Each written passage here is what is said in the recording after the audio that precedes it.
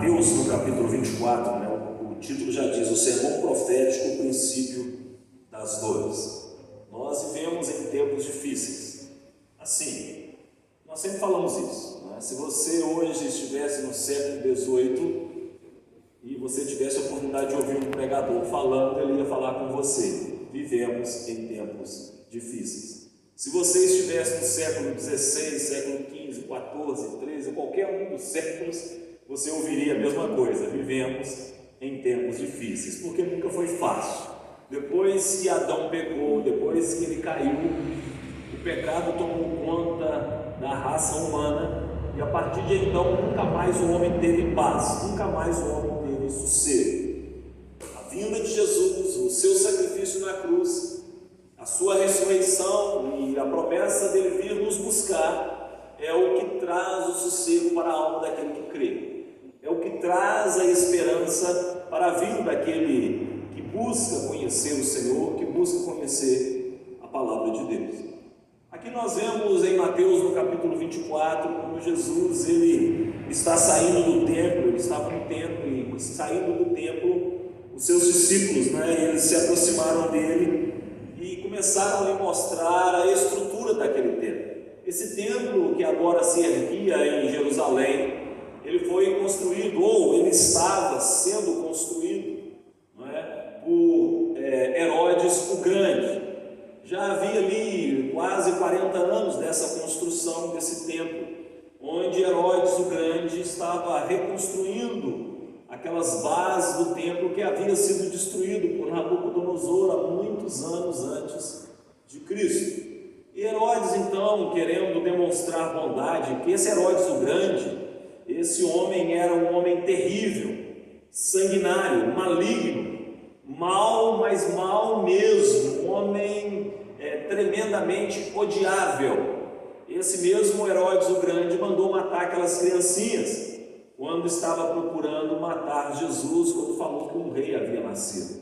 Mas esse rei, então, querendo bajular o povo, querendo tomar a atenção do povo, querendo dar a Israel também algo magnífico, ele então iniciou essa estrutura novamente do templo, que é a base da religião judaica. O templo de Israel é a base da religião judaica. Hoje esse templo não existe, porque esse templo foi destruído no ano 70 depois de Cristo, exatamente no cumprimento dessa profecia de Jesus.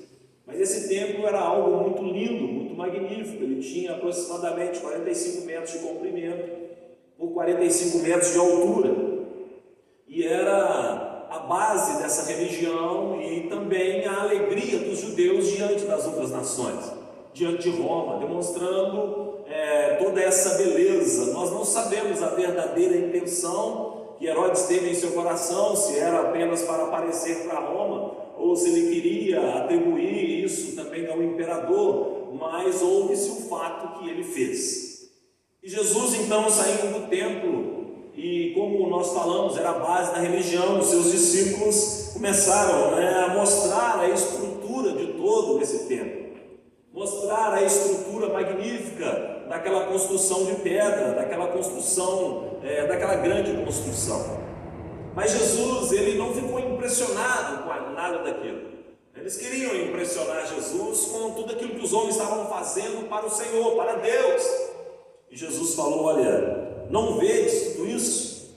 Em verdade vos digo que não ficará aqui pedra sobre pedra que não seja derribada. Jesus aqui estava lançando uma profecia, estava trazendo uma revelação. Muitas vezes nós temos que entender a profecia e a revelação. Jesus não estava determinando algo aqui. Jesus estava determinando que o templo seria destruído, mas ele estava revelando que o templo seria destruído. Ele estava demonstrando que aquilo que eles olhavam com tanto carinho, com tanta alegria, aquele templo grandioso, aquilo ali, se a fé dele fosse baseada no templo, se a fé deles fosse baseada na estrutura humana, se a religião deles fosse baseada apenas naquilo que o homem pode fazer, naquilo que o homem pode demonstrar, eles ficariam totalmente decepcionados e desamparados com o que iria acontecer. Quando eles trouxeram essa notícia alegres, demonstrando este templo para Jesus, Jesus foi direto. Jesus sempre era muito direto nas suas questões, e ele foi direto com seus discípulos: olha, vocês estão vendo toda essa estrutura, mas vocês não estão entendendo que em verdade eu vos digo que não ficará pedra sobre pedra que não seja derribada. Ali pelo ano 69, ano 70 depois de Cristo, quando os judeus se rebelaram contra Roma e fizeram um motim para tentar se libertar, para tentar uma soltura, para tentar uma libertação dos padrões humanos de Roma, o general Tito veio com um exército romano até Israel, e então ali eles fugiram para uma fortaleza chamada Massada, foram sitiados naquele lugar. Essa fortaleza era uma fortaleza inexpugnável, ela era feita numa rocha, e eles tinham ali um curso de rio, eles tinham ali provisões para ficarem muito tempo sitiados. Mas o general romano então veio com a sua infantaria, com os seus homens de guerra, sitiaram naquela fortaleza e saíram pela cidade de Jerusalém, aqueles que não puderam fugir, e foram matando os judeus para exterminar o povo de Israel. Eles foram enviados para acabar com os judeus da face da terra, porque os judeus, dentre todos os povos conquistados, eram os mais difíceis de lidar, porque eles eram um povo monoteísta que criam em apenas um Deus, se recusavam a prestar juramento e prestar adoração ao imperador e cultuavam ao seu Deus, e era sempre um povo que queria se libertar. Era um povo difícil de lidar, não era um povo fácil. Então, com esse motim, com tudo que estava acontecendo, eles enviaram então esse general Tito, que veio para destruir esse povo. Muitos então daqueles guerreiros fugiram para essa fortaleza e ficaram sitiados ali, com o general Tito falando que era muito difícil entrar naquele lugar, até que em determinado tempo eles conseguiram invadir, e quando chegaram lá em cima, aqueles judeus que estavam lá tinham se matado, recusando-se a entregar em vida aos romanos. E eles então andaram pela cidade, destruindo tudo que eles viam. As grávidas, quando Jesus em determinado momento profetizou: ai das grávidas nesse dia, é porque vinham os romanos com o seu poder e passavam a espada na barriga daquelas mulheres que estavam grávidas, matando a mãe com o filho, matando as mulheres, matando os homens, matando todo mundo que estava ali. E chegaram até aquele templo de Jerusalém, que era a beleza, a pérola dos olhos deles, e destruíram tudo. Joséfo, um dos grandes historiadores daquela época, que foi testemunha ocular de tudo isso que estava acontecendo, ele narra que essa destruição que houve sobre este templo em Jerusalém foi terrível.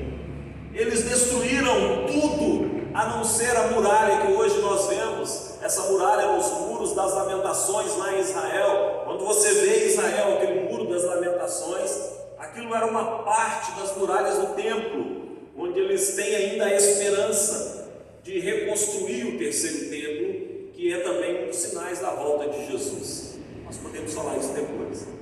Mas nesse tempo, então, aquele general invadiu e juntou os seus soldados em volta daquele templo e destruíram tudo, quebraram tudo, pedra sobre pedra. Ele falou que eles queimaram e quebraram, que se você chegasse no lugar aonde estava o templo, você não poderia entender, ou você não acreditaria que naquele lugar um dia havia sido construído um muro, ou uma parede, ou um templo grandioso, porque ficou aos montes de pedra. Estava se cumprindo aquilo que Jesus estava falando. Esta palavra, meus queridos e amados irmãos, da profecia de Jesus Cristo, os discípulos queriam saber então, particularmente com Jesus, que dia seria então o final de todas as coisas. Eles fazem uma pergunta para Jesus e falam: olha, diz-nos quando serão essas coisas. Uma pergunta. E que sinal haverá da tua vinda? Segunda pergunta. E do fim do mundo? Eles fazem uma pergunta tríplice para Jesus. Olha só: quando serão essas coisas? Que sinal haverá da tua vinda e do fim do mundo? Eles queriam ter uma ideia de tudo o que iria acontecer. Eles queriam ter alguma esperança ou saber os tempos. Mas Jesus, então, começa a descrever os sinais, começa a trazer uma revelação no final dos tempos, mas ele nunca marcou um dia para a sua vinda, e não marcou um dia para o final de todas as coisas. Porque nós devemos entender, queridos e amados irmãos, e aqui fala, mas aquele que perseverar até o fim será salvo. Demonstra que a vida cristã deve ser marcada não pelas estações e pelos tempos, mas pela perseverança. Que a vida cristã não deve se preocupar com o tempo dos acontecimentos, mas deve se preocupar em perseverar, em buscar ao Senhor e guardar os seus mandamentos. O Senhor nos traz a resposta e o entendimento de que Ele vai voltar. Todas essas coisas vão acontecer. E o importante de tudo isso não é você saber o dia, não é você saber a hora, mas é você estar preparado para o dia e para a hora. Porque a vida eterna não é uma vida que você vai começar a viver ainda. A vida eterna, como eu sempre tenho falado aqui, a vida eterna já começou a partir do momento que você começa a ter o conhecimento de Jesus, o conhecimento sobre Deus, o conhecimento sobre a palavra de Deus. E é isso, esse conhecimento, que traz para você a fonte e o princípio da perseverança. A volta de Jesus não é algo enigmático, a vida de Jesus não é algo misterioso, a vida de Jesus é um fato, vai acontecer, e nós devemos perseverar. O que Jesus fala para aqueles discípulos, ele começa então a descrever os sinais dos fins dos tempos, e demonstra que tudo vai acontecer. E nós hoje, queridos, amados irmãos e irmãs, devemos, olhando para a profecia, olhando para a revelação, e sabendo que muitas dessas coisas já aconteceram, porque a profecia muitas vezes tem dois tempos: o tempo presente, que ela vai acontecer, e o tempo futuro, de algo que ainda não aconteceu, mas que irá acontecer. Essa profecia de Jesus mesmo, o que ele fala que algo já havia acontecido, já ia acontecer naquela época, que foi a destruição do templo, pedra sobre pedra. Isso aconteceu. O que Jesus falou, aconteceu.